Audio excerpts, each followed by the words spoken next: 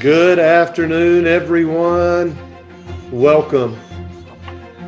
We're so excited to have you. My name is Mark Wilson. My partner is Stephen Peters, and we are here on behalf of Albany State University and the Wallace Foundation. They have come to us with a wonderful task for us, and that is to be the host of these events. And we're really excited. As those of you who've been on with us before know, so last week we had a couple of amazing thought leaders. We had Latrisha Chattin, who is the director of the Susie King Taylor Community School in Savannah, Georgia. And we had Cicely Lewis, the 2020 National School Librarian of the Year, and also the great media center, our media specialist at Meadow Creek High School in Gwinnett County. She's the founder of Read Woke.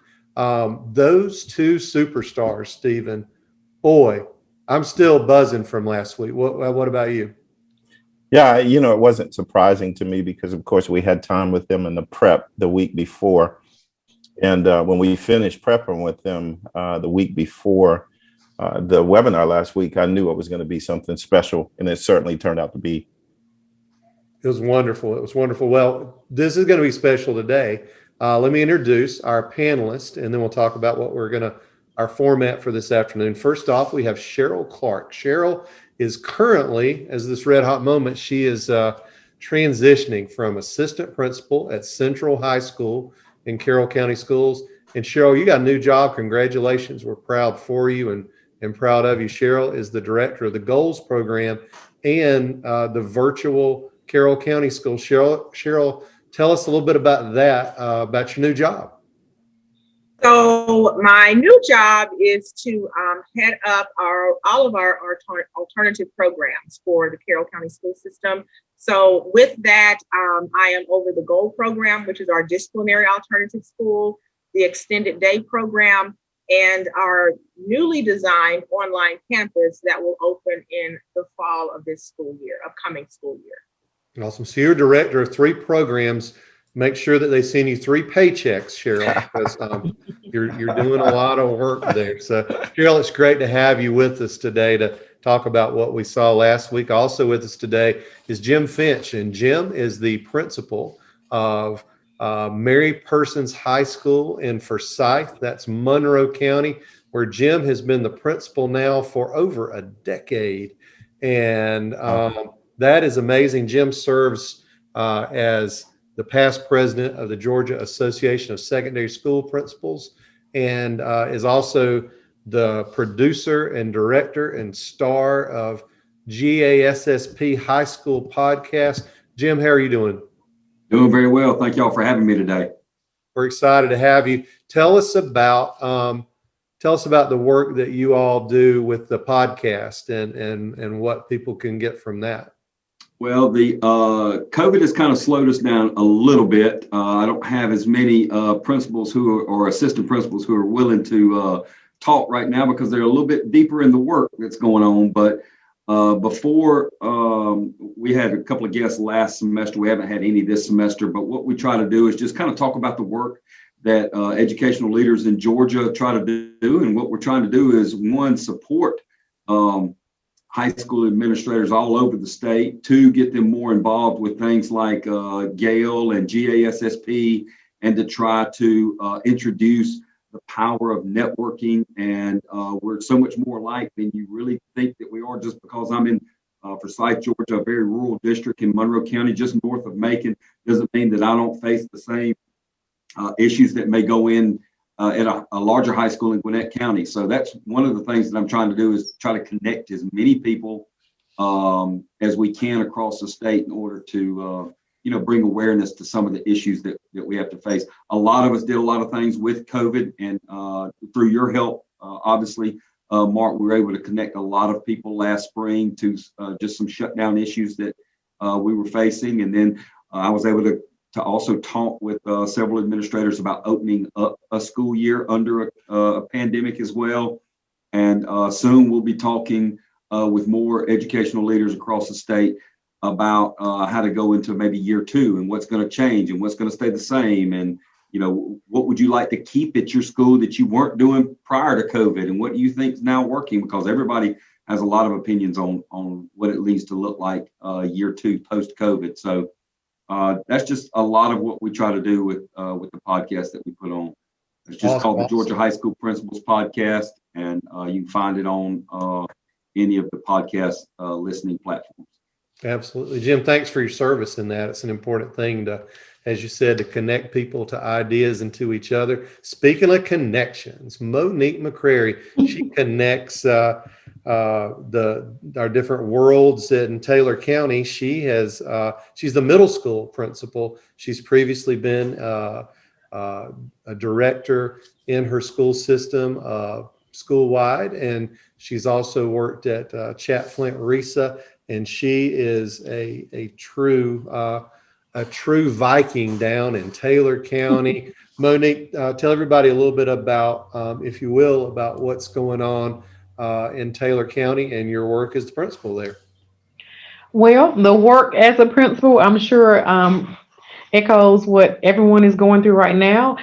And a little bit about Taylor County. We are a little more rural than Mary Persons in Forsyth. We have a school system of about 1,400 students here, and we have a true community that supports our Vikings. Awesome. Awesome.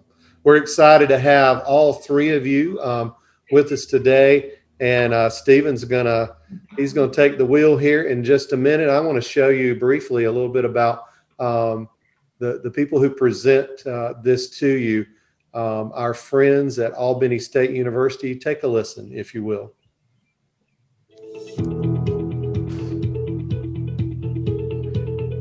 You love being an educator and inspiring young minds.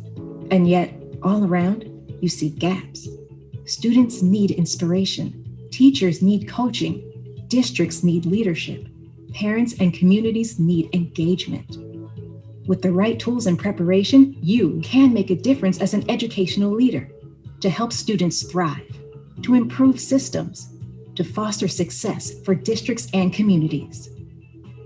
Lots of programs can offer you credentials, but what really puts you on the path to make an impact? An educational leadership degree or certificate from Albany State University. Because at ASU, you get so much more. Here you'll gain skills to inspire teachers and staff, learn to implement systemic change, and discover new approaches for data-informed problem solving. You'll learn to engage families and communities, advocate for equity, and improve student outcomes. You'll become the high-impact leader that you want to be and that districts want to hire.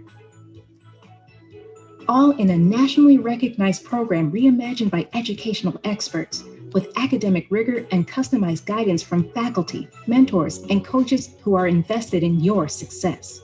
They'll help you reach your goals so you can help others reach theirs. The ASU program combines a year of remote learning with a cohort of supportive peers, plus real-world clinical practice. So you are not just learning, you are leading. Are you ready to make an impact? Learn more about the educational leadership programs at Albany State University and put your passion into practice. Again, thanks to Albany State University and the Wallace Foundation for their generous support to be able to help us with these broadcasts. Stephen, we're going to talk about what we did last week. What are your thoughts to open us up? Well, it's just amazing what two people, our guests from last week, Dr. Latrisha Chattin and Cicely Lewis, two people, the impact that they can make in one school or one school district. Leadership is influence. And, I'm sure that the people that work with them or alongside them are influenced every day because we become what our environment is. I would have loved to work in the same building or district with the two people we had last week. And in talking to our guests today, the same holds true. So our audience, whether listening today or those that will tune in on the recording side of it, you're in for a treat. Mark, every week you bring Georgia's best and brightest. They are connected to others who are doing this work. And we need that now. the pandemic has truly taught us that the work that we are charged to do can't be done in isolation any longer. We need each other. We need to grow, listening and learning from each other. You and I have been in this for a very long time, and we continue to learn and grow every day. This is a seminal piece of education work that we're doing right now. And again, thanks to Albany State University and to the Wallace Foundation for making it all possible. Let's get the show started.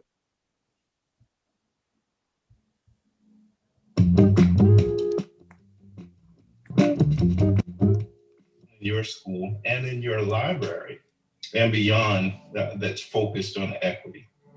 Cicely, let's start with you. Okay. Hello, everybody. So we're doing some very exciting things in our district. We're providing free lunches to everyone, and we're also providing a hybrid learning system in our district. But more importantly, in the school library, we've adapted our reading program. Well, I've adapted the reading program to meet the needs of all the students. One of our special needs teachers of the Moneak class, he came to me and he said, we want our students to join the reading challenge. And for those of you who don't know, I started a reading challenge at my school to get kids to read books that challenge the social norm, give voice to the silence, and seek to challenge the status quo. And it became a huge success. And so the special needs teacher said, we want to join.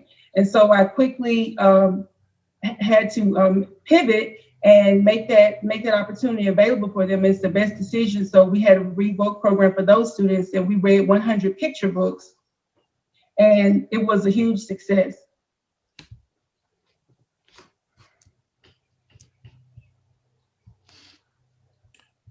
Wow. So we want to open this afternoon.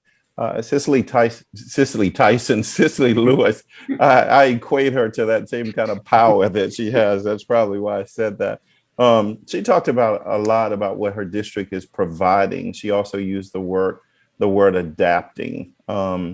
Districts all over our country and world are providing for students. Students are at the core. They're at the center of our thoughts, of our reflection, of whatever we're refining our work to do. We have students right at the center, the core of what we're doing. How do we continue to keep that focus as we roll through the pandemic, which there's a long way to go. We're not out of it yet.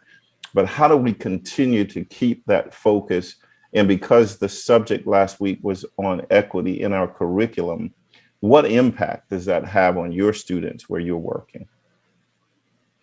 Well, I'd like to start off and just, talk about something that I recently saw on social media. And it was a posting, and it said that we are all not in the same boat, but we are in the same storm.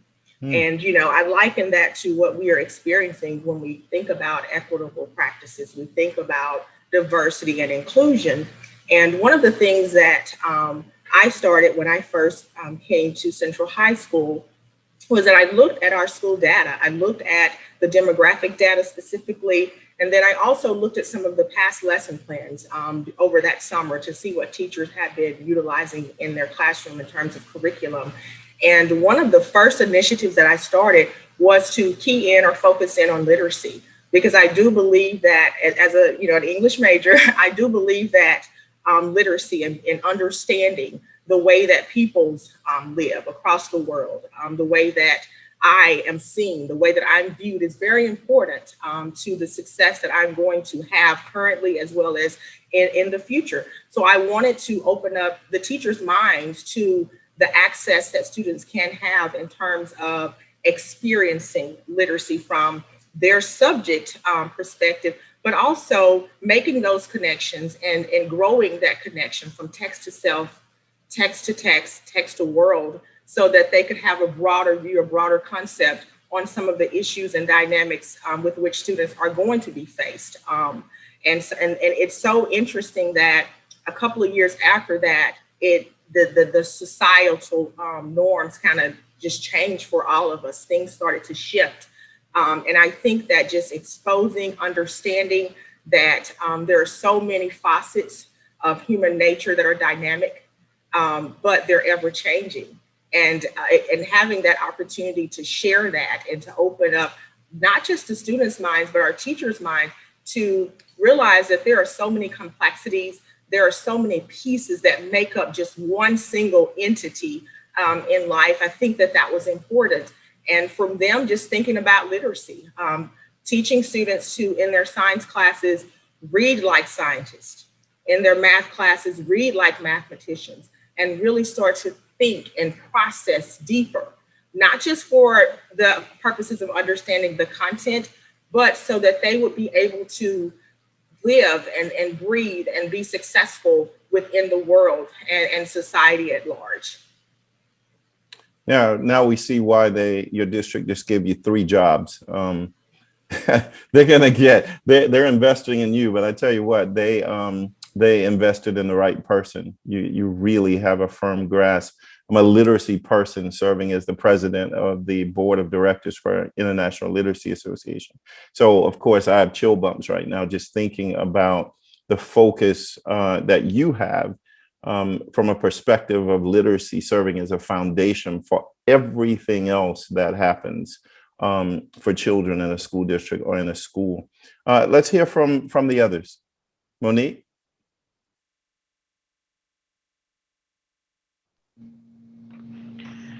Okay, one of the things that I think came out of the pandemic and looking at things in a different way on the social emotional learning side is that we realize as a staff, as a school system, that our kids need more guidance and sympathy. And it's not that we didn't need it all along. I think it just opened our eyes to it and we put a more focus on this side of the students. And I think it will impact our practices going forward. I also concur with what Cheryl is talking about with the literacy. In my former role, Mark mentioned in my introduction that I worked in teaching and learning for district, but we're a 4-school district, but still I worked there. And one of the focuses that I had coming in was literacy. And some of the things that we were able to do along the lines of what Cheryl was talking about, curriculum guidelines for literacy, to make sure that in every content area, in our science and social studies, that we were reading political cartoons, that students are doing informational writing on a regular basis. All of these things that in our math classes that our students were doing these constructive responses, a literacy focus. But just to broaden it out a little bit for the community and community outreach, one of the things that we did since literacy was our focus, we wanted to address the summer side. So we got grant funding, community funding. We have a bus that is our reading bus. We got a grant from our local Flint, our electric membership corporation, to have that bus going out over the summer, delivering books to all of our summer feeding sites. Another thing, I approached our local wireless provider, public service telephone company, to provide free internet service to all of our our summer lunch sites, and also some other neighborhoods where we had done surveys to say, well, we have a large pocket of kids, but these kids don't have internet access. So we were able to do that over the summer. And that's just about reaching out to the community. And I wanted to say that because that's one thing that I also think that this pandemic has done is make, and especially from where I'm from, a very small system where we definitely need our community support. It made us reach out into the community. But what I am speaking of, that did happen a few years, but I do still think this year we have continued to reach out to our community partners. And that's just a couple of things that I would like to mention in that. Thank you, Moneak. Jim, Finch, coming your way.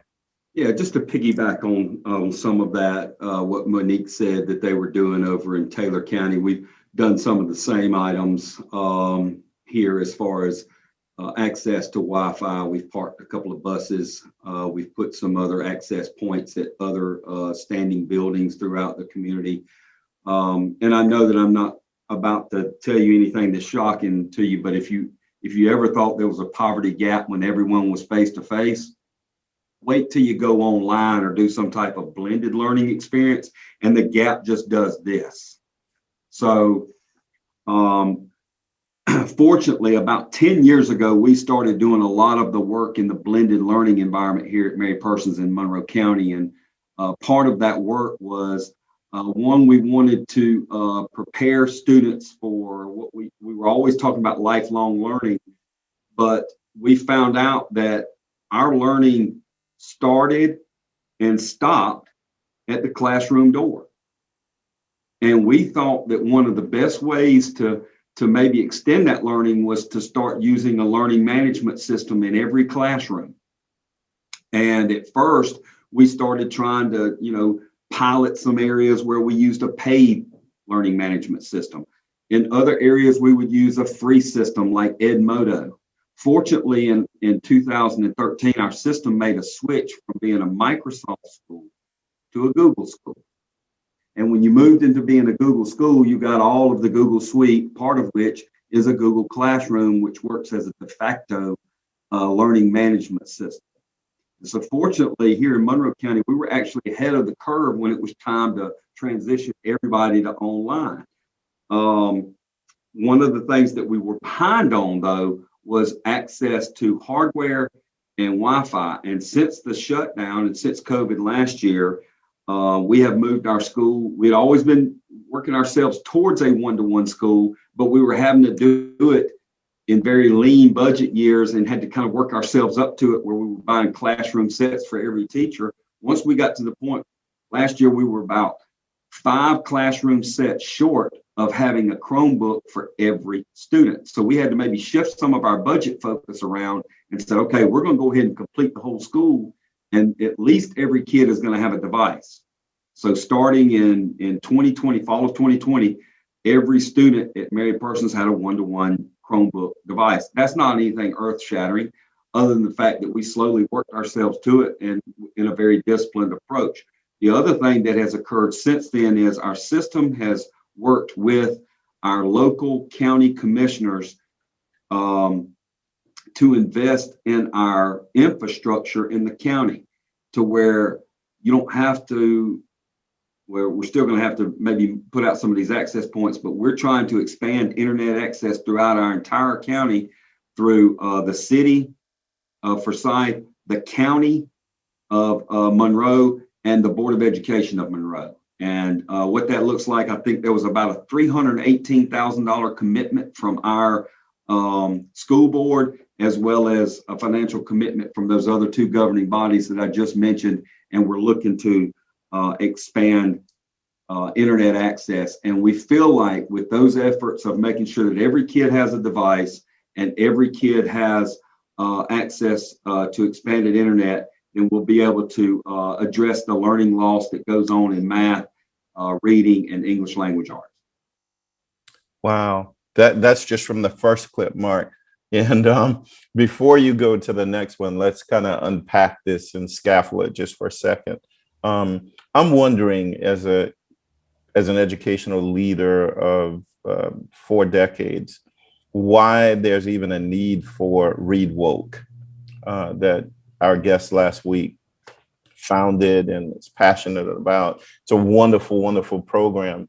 But Cicely is so passionate about it because she wants as many people as possible who work in our schools and outside of our schools to understand the power of literacy, to understand that it can change lives, it can change the trajectory of children's lives. Hearing what the 3 of you just shared in terms of what you're doing in your school districts and schools, these needs have always been there. Somebody even said, we had inequality throughout the system, in every system, but my goodness, COVID-19 and the pandemic, and I would like to add all that's happening with social justice in our world, truly unearthed everything that's happening. It's wide open now.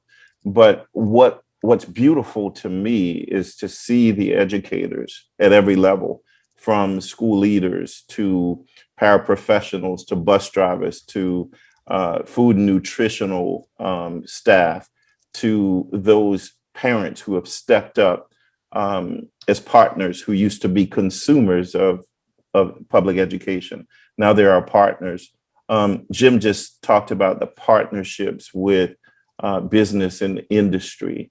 How do we keep this going, y'all? How do we do this when it's not a crisis? How do we make this standard operating procedure for equity and excellence in our schools?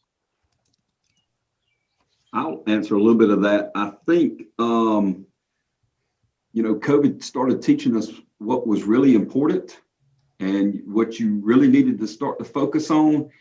And here in Monroe, we really operate using two documents. One is called a continuous improvement plan, which we call a CIP. Most folks may call that a school improvement plan, which may be an SIP. The other thing that we use is a balanced scorecard, which is our BSC. And I really think that if we take very good notes right now and we're able to translate that into some action steps and be able to put some goals in place and some accountability in place, I think we can kind of capture some of the momentum and some of the focus that we've gotten through, the COVID response that we've had.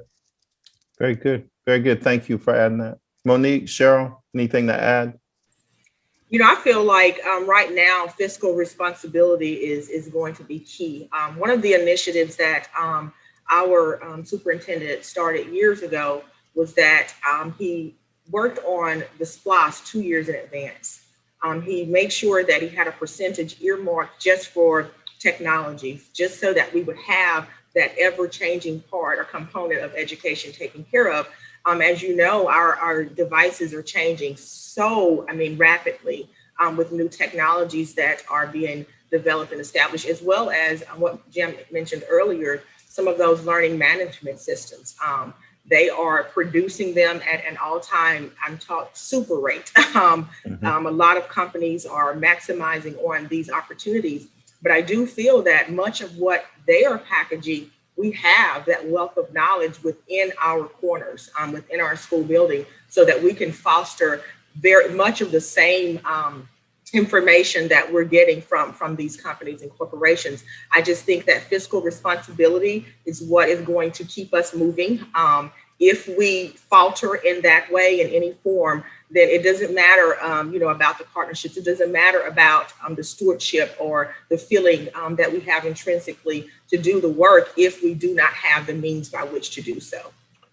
Moneak, before you chime in, that reminds me, Cheryl, of what I tweeted this morning. And that was, gone are the days for educators to talk our way through stuff, to come up with these beautifully written mission statements and visions. Talk does matter, but actions count. And this is an era in public education that our actions must count. Because what we're doing right now is we're activating competence, right? There was talk along many years ago about cultural relevance and how important it was, equal to equity and excellence.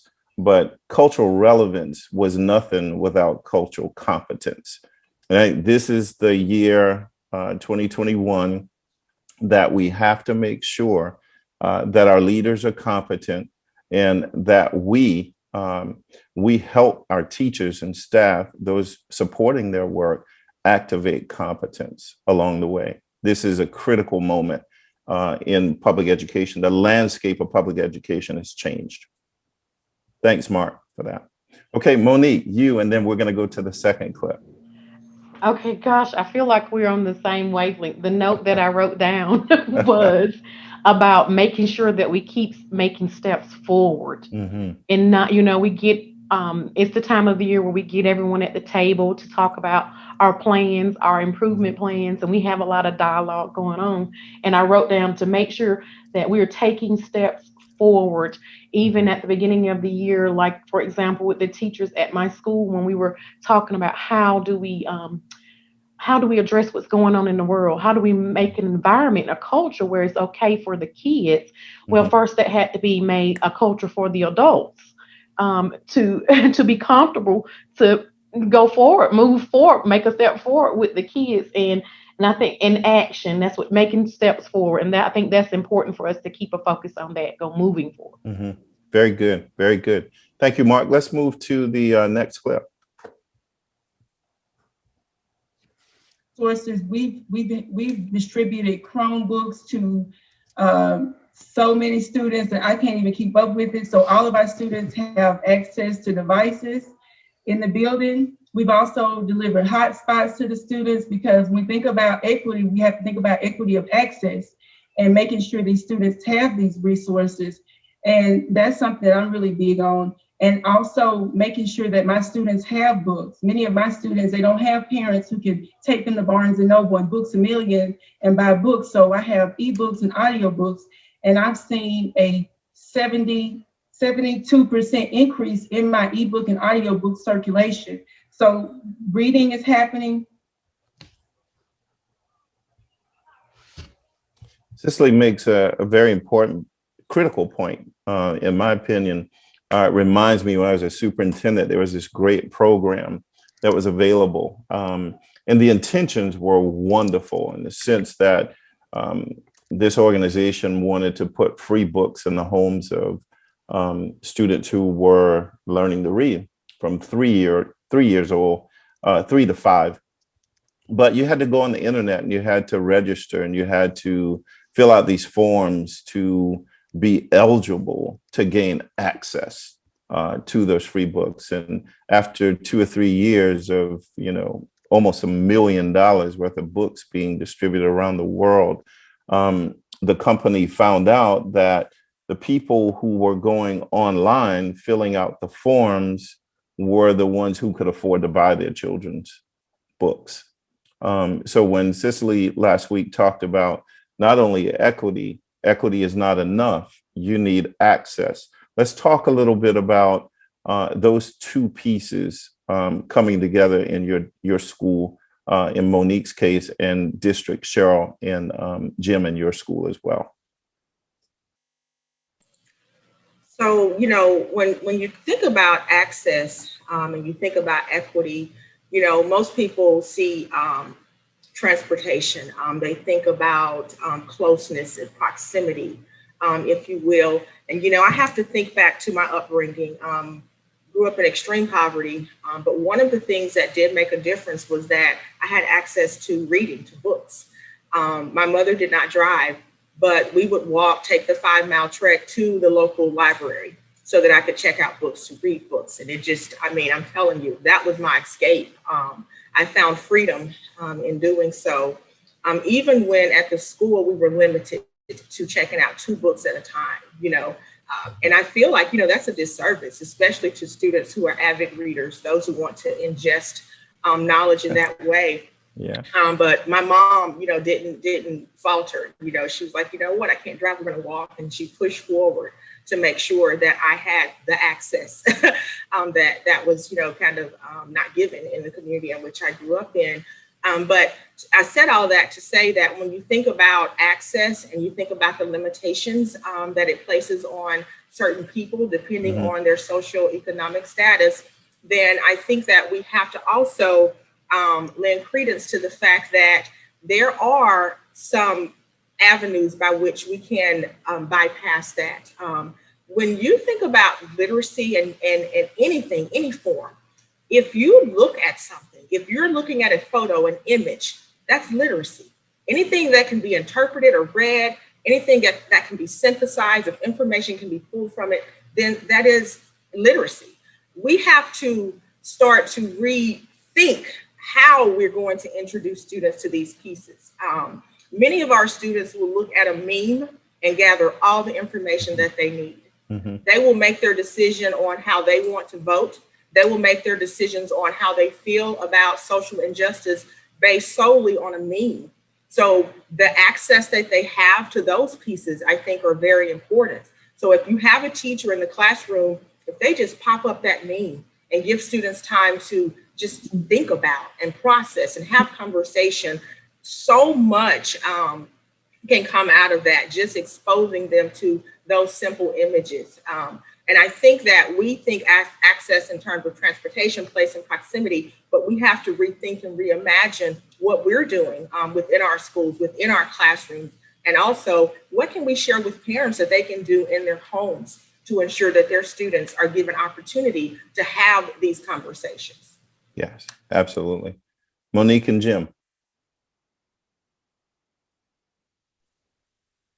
I would just reemphasize what Cheryl just said, and the same thing that I said about introducing a larger gap with, moving from face-to-face to online. You almost introduce a less engaged parent when you move to one-to-one hardware. Parents are used to, seeing paper and pencil, and that's how I can help my kid. And now they have to look at a Chromebook. Some of them, like, I don't even know what they're doing on there. So we have to increase our level of access for parents to things like Google Classroom and how those learning management systems work, and how they can help support their student, especially even in the lower grades, if you have a student that is set up that way. So I think Cheryl made a very important point when we started including parents in on this piece. Yeah, we also have to remember that many of our parents, or at least this was what held true for me when I was a principal and a superintendent, that many of our parents didn't have positive experiences in our schools. There seems to be a time now where there are certain levels of activation. Certain things need to be activated, but what we're failing to see is that it's not just activation, it's levels of activation. One example would be that we thought we did a great thing by going one-to-one, that everybody had a computer or a laptop or a Chromebook, but we failed to see that when those children got home, we didn't have hotspots. They couldn't, it's doesn't matter that they had them if they can't use them, right? And so then we went to another level of activation by sending buses with hotspots on them. And then we had to realize that that there are certain levels of poverty that won't even afford a parent to put a child in a car and drive to where that bus is. So, these are unprecedented times that we're facing that require us to think our way through this mess. The joy of it, though, is that we have some really brilliant people in public education.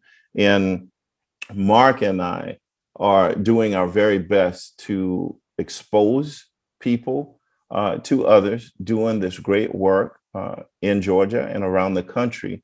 And every week we come together, there's evidence of the strong desire that we have to make public education better. And so as we continue to talk about equity and access, we have to come to the conclusion that equity is not enough. Talking about it is not enough. We must begin to produce equitable outcomes and show evidence of that. Moneak McCrary. Yes. And so the same idea about parents being disengaged. So at my school, we started to really integrate technology in the Google Classroom a couple of years ago. And we were finding from what parents were saying that they really don't know how. So this year we did start parent training, and this year it had to be virtual. So we did a parent training where we're introducing them to Google Classroom and all of the technology suites that we were using this year, and that has been helpful. In terms of things that, in making sure that all of my kids are reading at my school, one of the first things I did with some school funding and some grant funding was create classroom libraries for every class. And every classroom, that's the math classroom, every classroom has a STOTS classroom library there because we have dear time. I'm sure that's familiar to a lot of people, where we drop everything and read in the afternoons. But the students, and that so that they can have something in their hand. But we also offer choice for the students, because I want them reading and I want them to enjoy reading. Mm-hmm. So if they want to read a magazine, or if they want to read about hunting, they can do that, just so that we have kids reading And we also have technology programs that we are utilizing on our Chromebooks so that if they want to read on their Chromebook, they can get Epic and read and those types of things. So we just have make sure that access to a book is not a problem at my school. Right. And you know, we can't have limits on literacy. I mean, it hearing Cheryl talk about the limit on books that they had in libraries years ago, it just makes you cringe because, you know, how do students become better readers? They read. You know, you read and you become better readers. And how do we encourage them to read more by allowing them to have access to the text that they want to read, appropriate literature, appropriate text.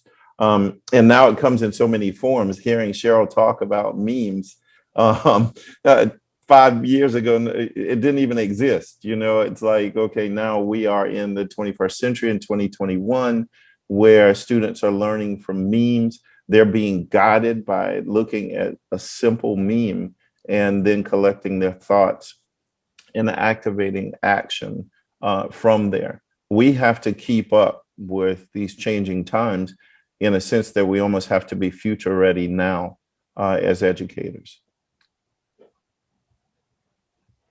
How is the culture in your building at your high school shifted so that you can be intentional in design to do all those things that you just talked about?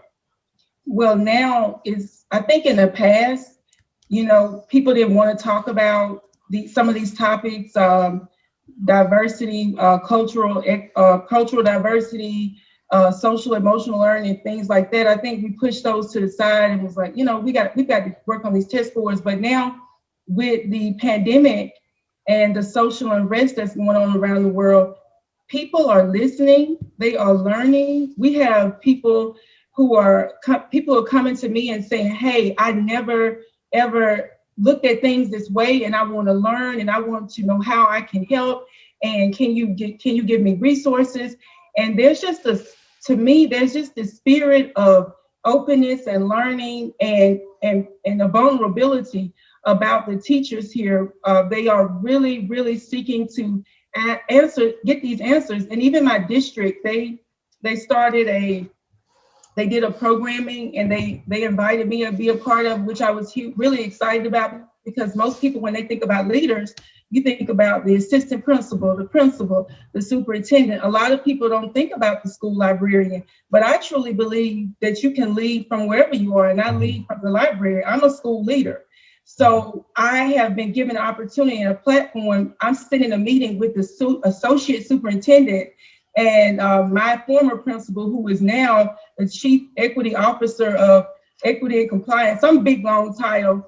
I'm sitting in a meeting with him, and they're listening to me, and we came up with plans. We went in and reformed. We went and looked at all of our school policies, and we went through them piece by piece to determine how we can make them more reflective of our society today.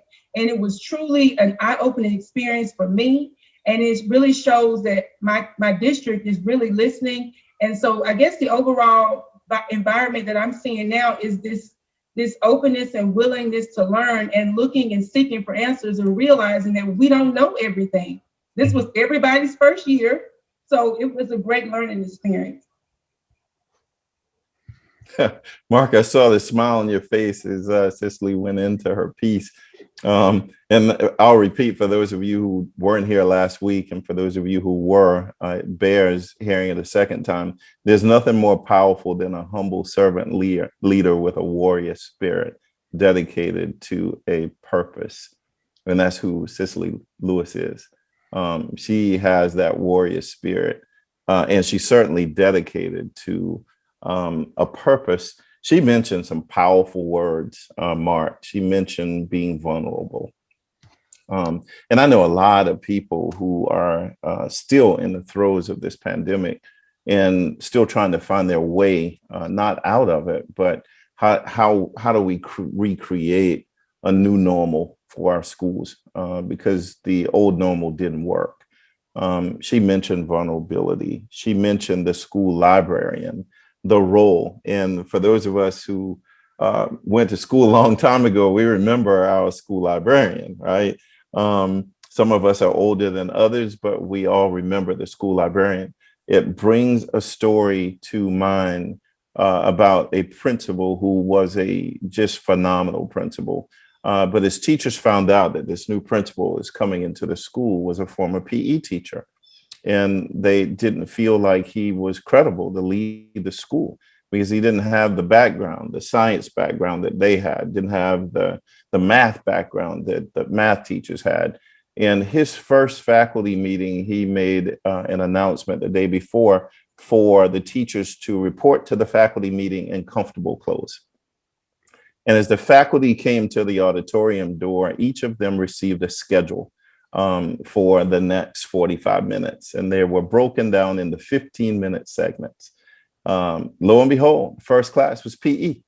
And the math teachers went to PE and they learned the history of the sport of basketball, when it was invented, where it was invented, and how literacy played such a key role in reading up on the history of basketball. Same thing with volleyball, tennis, soccer. And it was amazing. Did the same thing for the art classes and the same thing for the music classes. And so when they came back in for the debrief, the end of the faculty meeting, he asked teachers to share their experience. And lo and behold, they had a different view of what PE teachers do. Cicely reminded us last week of the power of every position in a school, whether it's the school secretary, the school bus driver, the custodian. Everybody plays a critical role as we try to recreate a better normal for public schools in America. What a powerful voice, though, when you think about people being vulnerable and what's born out of that vulnerability. Let's talk a little bit about your experience, you all's experience with vulnerability this past school year. So, when the pandemic hit, it was the Friday that we had our school prom. And my mind, the first group of students that I thought about were the students that I've been doing a lot of work with in terms of social emotional wellness, as well as our adaptive learners. I really thought about the impact that this would have on those students. I thought about who would care for them, who would be their voice, who would ensure that their needs were met. And, meetings started immediately within our school district to make sure that students had food, that we had buses. And, I was up early, earlier than I usually am, to ride the bus and to make sure that, we were passing out those breakfasts and lunches to those students. And then to return later and start to scan packets to make sure that, students had what they needed in terms of, education and things like that. And, and you said something about the warrior spirit. What I saw within our faculty was just that. I saw a responsive group of people who were dedicated to understanding and wanting to support the whole child, and not just the child, but their families. There were people on our faculty who knocked on doors. We fed children that were not even a part of our school district. When it comes time to really doing the work that needs to be done, then the four walls of the school can't contain what's in your heart. Wow. When you really want to pour into your community. Mm-hmm. I do feel that a school is a microcosm for what's happening in our communities. I do feel that we foster that sense within our school environment and within our school culture. And I do feel that as a school leader, I am responsible for the culture of our school. And that in order for us to spread and bridge and make sure that there are equitable practices for not just the students, but also the teachers, we have to listen. We have to understand what their needs are. How can we supply a need if we're not listening to what it is that's needed or what's missing? So I do take that very seriously. And when I, talk to my teachers, I make sure that I express to them that I'm not just responsible for you, I'm responsible for your family. I'm responsible for everything that touches you, everything that you are a part of. And if I'm not honest with you, if I'm not helping you grow in your practice, then I'm doing a disservice. And when it comes to the work that we're doing, we have to think about all of those pieces, not just the person before us, not just the problem. Sometimes we focus in on the problem. We'll look at the Band-Aid, but we won't look at what caused the wound.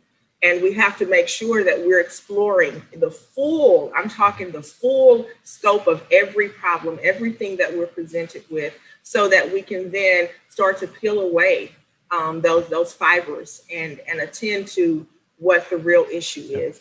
And it's challenging. It's a lot of work. It's also tiring work, but I think it's necessary that we view it that way. I think you just spoke to the truth of taking time to understand the problem. I think the pandemic has forced us to pause. We as educators are quick to jump to solutions before understanding the problem.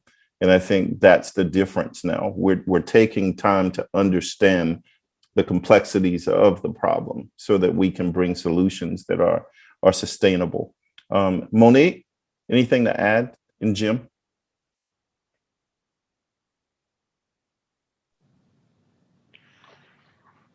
I think I would like to add, about my school's culture. I think it's important for me to be transparent.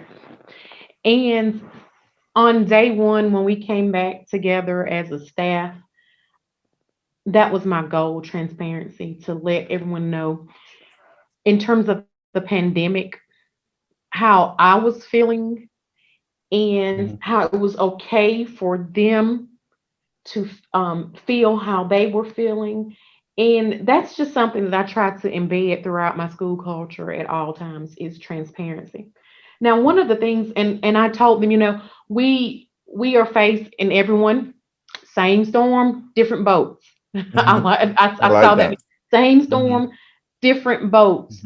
But to let them know that it's okay and that we were going to work together to remove barriers. And I also see my job as removing barriers from my teachers so that they can do the most important job, and that is teaching. And I told them that, and I constantly tell them that a vulnerable moment for me, and that's pandemic with the social justice things that I don't know if a lot of you know about Taylor County, but we are the county that movie about segregated proms that were happening in the early 2000s. That's me. That's my home. That's where I live. And one thing that resulted this year from the pandemic is our school decided not to host the prom. And something that has hurt my heart and the hearts of a lot of people is that some of that division has rose again. But I said that to say, because a couple of years ago, I had a incident between students, and this is just me being very vulnerable right now. Talk about, if you know Taylor County, it's very small. It's 1,400 students in this school system, about 8,000 residents. So, but some students were referring to different areas of town as the ghetto. So we have teachers that drive from different places and that don't know. And so what about every, aspect of the community? Sometimes they just come and drive to the school and then they go home. So we took a bus tour around the county to let them see where their kids are coming from.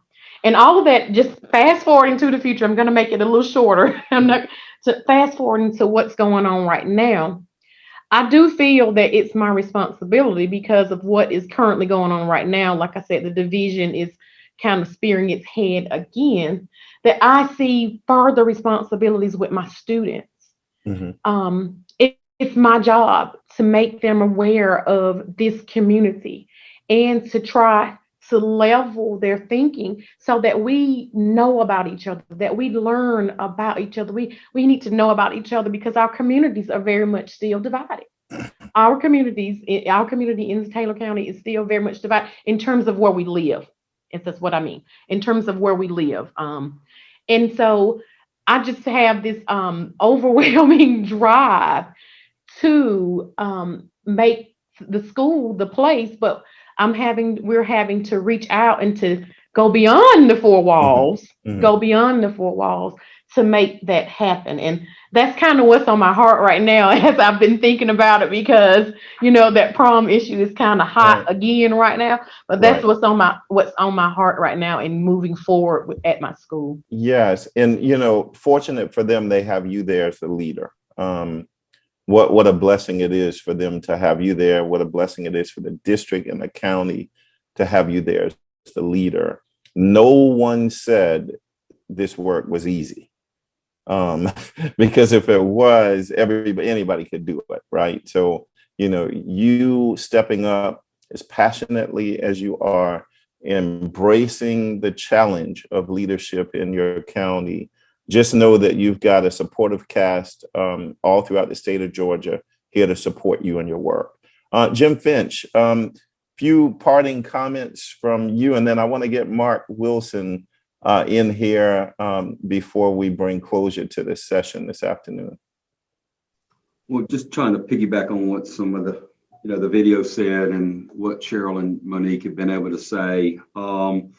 About 11 years ago, we really started doing a lot of work to improve the campus life, the culture, and the community at Mary Persons. And Mary Persons was not a school that needed an overhaul of their culture and climate, but we did need to do a better way of teaching behavior expectations, monitoring behavior, rewarding good behavior, and finding out a way in which we could recognize people that were doing exactly, which is about 95% of your population anyway, whether it's adults or kids. And so we really started doing a lot of work with positive behavior intervention supports.